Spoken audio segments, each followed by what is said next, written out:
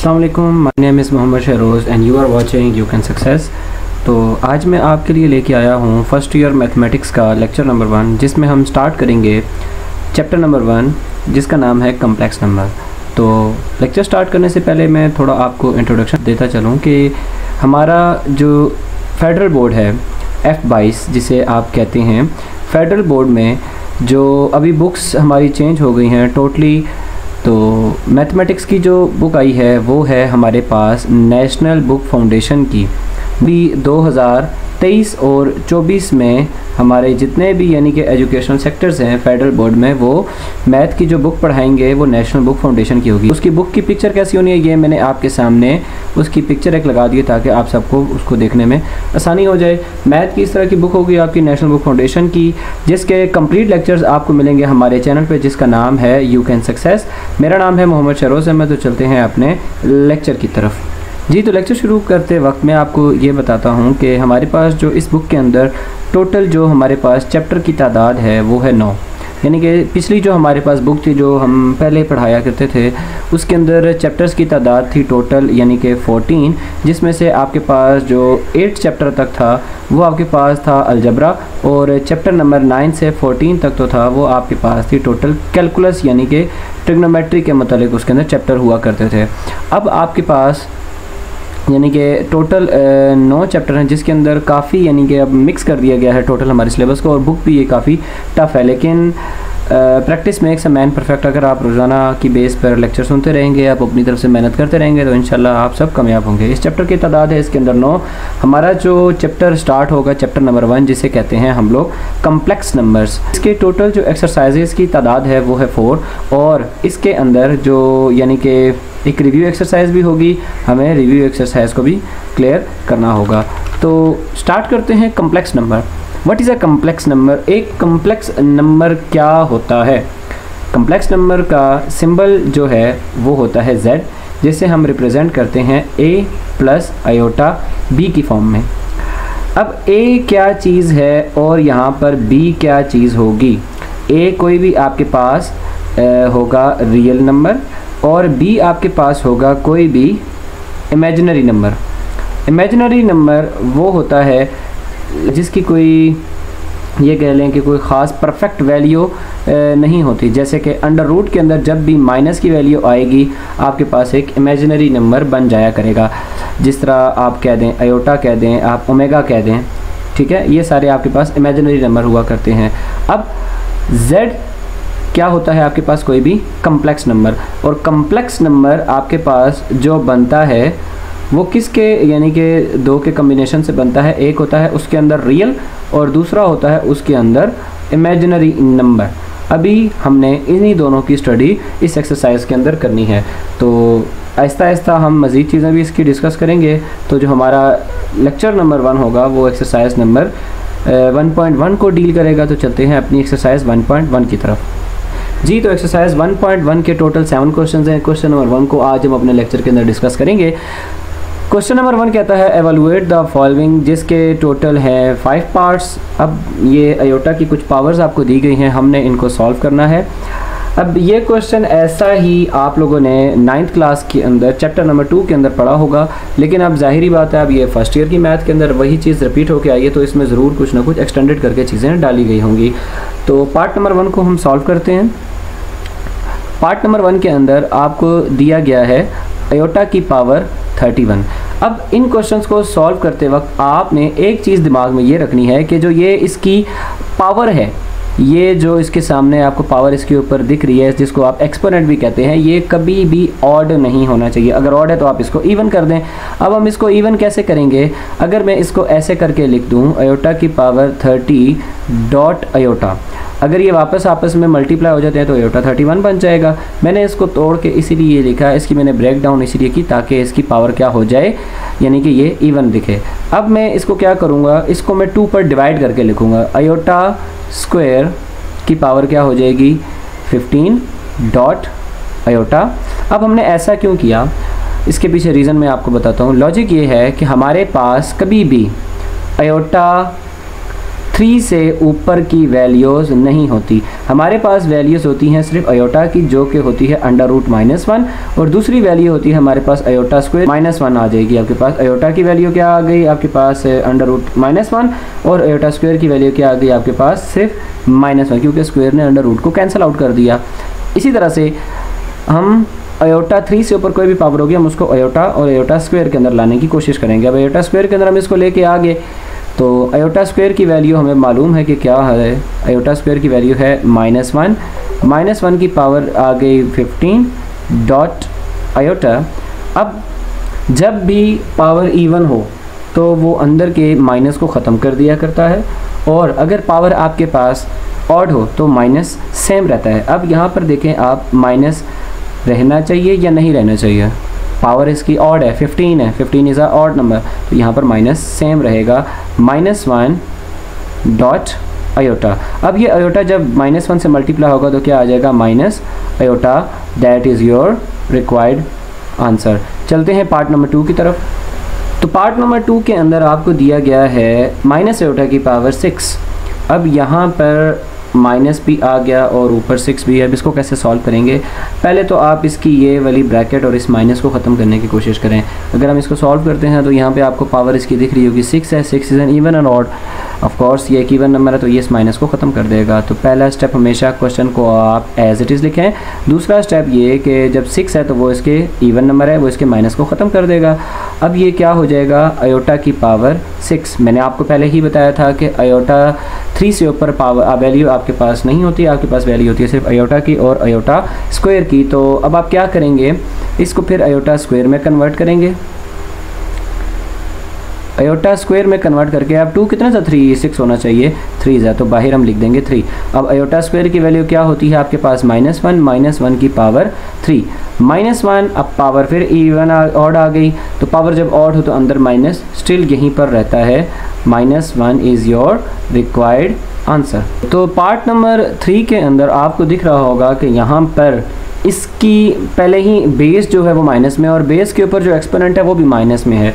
तो दोनों में से किसी एक को हमें सॉल्व करना पड़ेगा, लेकिन ये काफ़ी कम्प्लेक्स सिचुएशन हमें दिख रही है। तो पहले अगर हम इसकी जो एक्सपोनेंट है ये, अगर हम इसके एक्सपोनेंट को किसी तरह से अगर हम पॉजिटिव बना लें तो हमें क्या ऐसी टेक्निक बनानी पड़ेगी। हमारे पास 2 ऑप्शन है, या तो हम इस 2 और 13 को रेसिप्रोकल कर दें, मीन्स के इस 2 को ऊपर ले जाएं, 13 को नीचे ले आएं, तब भी ये माइनस पॉजिटिव में चेंज हो सकता है।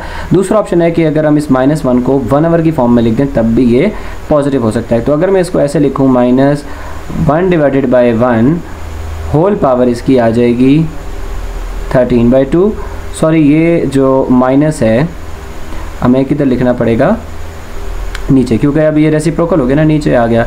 अब इस 13/2 को ज़रा दोनों के ऊपर अप्लाई करें। ऊपर के ऊपर अप्लाई किया 1 के ऊपर तो ये तो स्टिल वैसा ही रहेगा। 1 की पावर अगर हम लिखते हैं 13/2 डिवाइडेड बाय, अगर नीचे हम लिख देते हैं -1 की पावर 13/2, तो ऊपर 1 की पावर 13/2 लिखने से कोई फ़र्क नहीं पड़ेगा, 1 स्टिल वैसा ही रहेगा। और नीचे अगर हम इसको ऐसे तोड़ के लिखें, -1 की पावर 1/2 मल्टीप्लाई बाय 13, यहाँ तक उम्मीद है आपको समझ आ गई होगी। 1 डिवाइडेड बाय, अब किसी चीज़ की पावर 1 अगर 2 आ जाए तो उसको आप कैसे लिख सकते हैं, अंडर रूट के अंदर लिख सकते हैं, और मल्टीप्लाई बाय होल इसके साथ पावर क्या आ गई 13।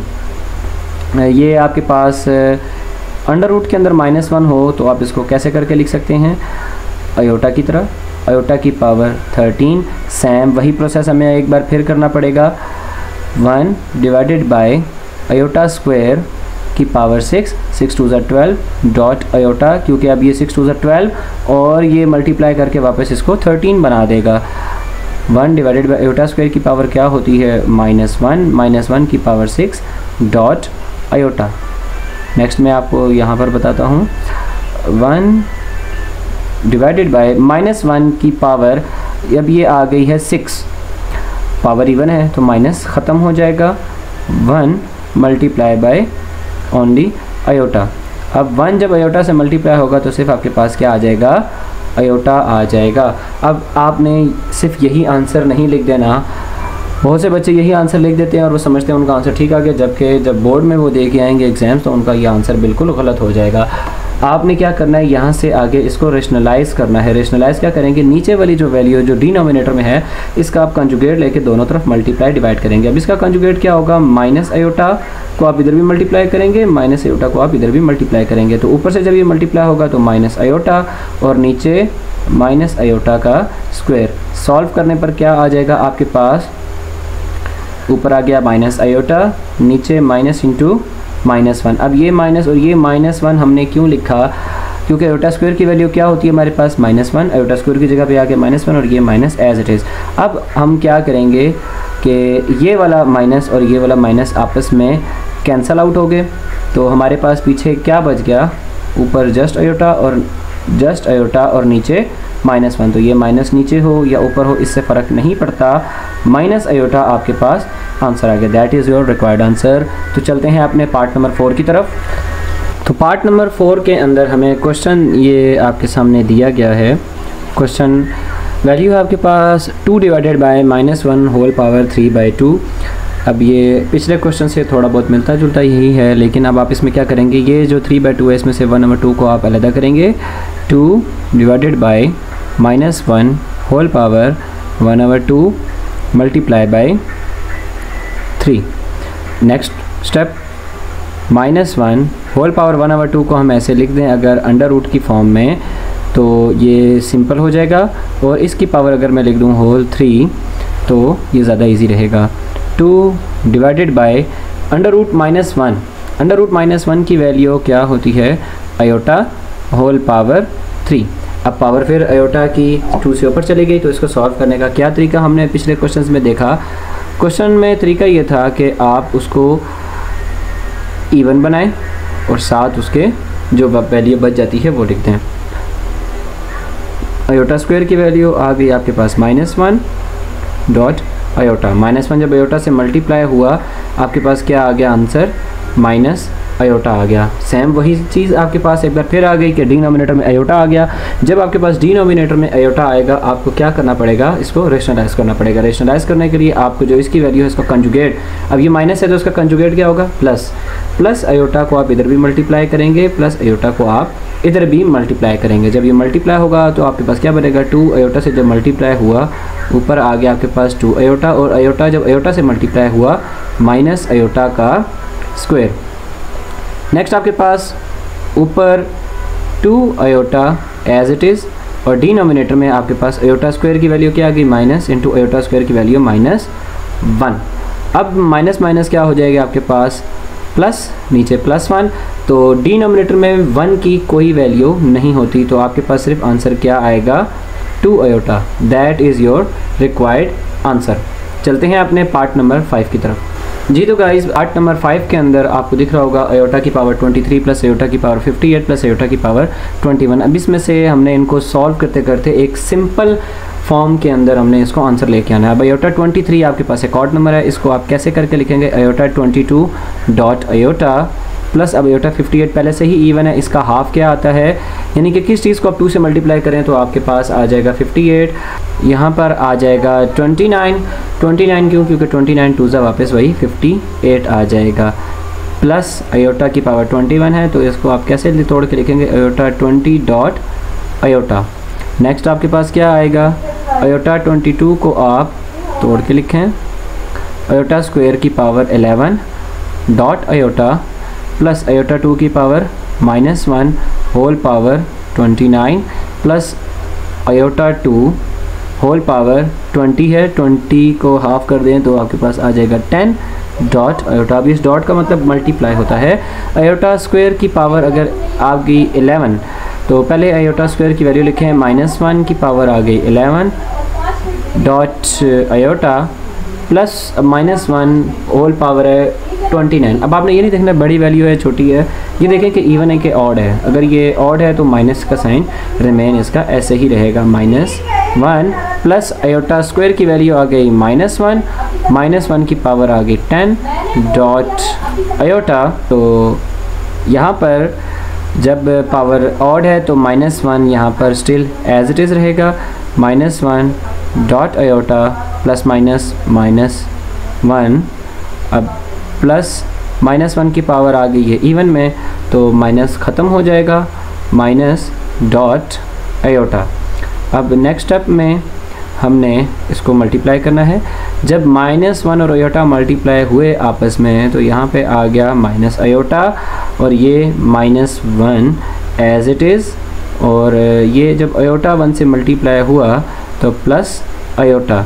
अब यहाँ पर ये आयोटा और ये आयोटा आपस में कैंसल आउट हो गए, तो हमारे पास आंसर क्या आ गया, ओनली -1। तो ये मज़ीद सॉल्व नहीं हो सकता, that is our required answer. उम्मीद करता हूँ आपको ये एक्सरसाइज 1.1 का क्वेश्चन नंबर 1 समझ आया होगा। आपको किसी भी किस्म का क्वेश्चन है तो आप कमेंट सेक्शन में पूछ सकते हैं। Thank you so much. Allah हाफिज़।